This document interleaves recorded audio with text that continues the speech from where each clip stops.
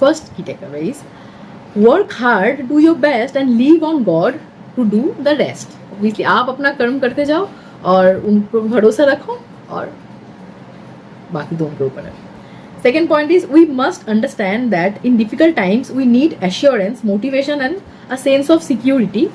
Believing in a divine power helps us sail through despair.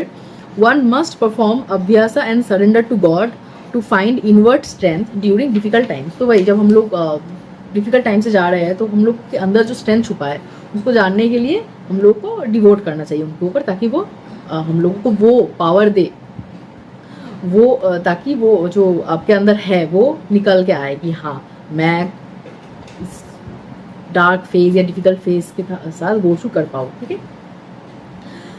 Third point is when your thoughts, words and actions are aligned you become magnet to miracle. हाँ, तो जो आप सोच रहे हो और जो बोल रहे हो और आपका जो एक्शन है सब कुछ अगर अलाइन है ना, सब कुछ एक साथ हो रहा है ठीक से, अगर सोच रहे हो कुछ और, बोल रहे हो कुछ और, कर रहे हो कुछ और, तो फिर कोई फायदा नहीं है. जो सोच रहे हो वही बोल रहे हो और वो कर भी रहे हो, एक्शन दिखा पा रहे हो, तो मिरेकल हो, मतलब आप मैग्नेट बन जाते हो मिरेकल्स के. तो वो मिरेकल होने वाला है अपनी लाइफ में.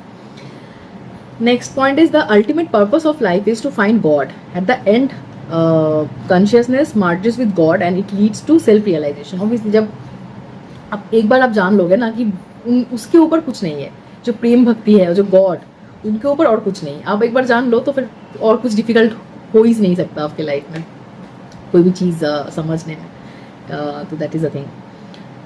Next point is if you have constant parallel thoughts of God like you do about food at times or some TV series that is occupying some space inside your head, your anxiety will ease up a bit and it will be easier for you to focus on your actions.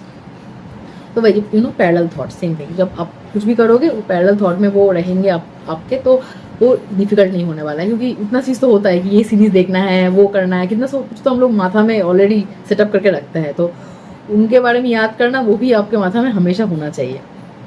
तो that is the thing.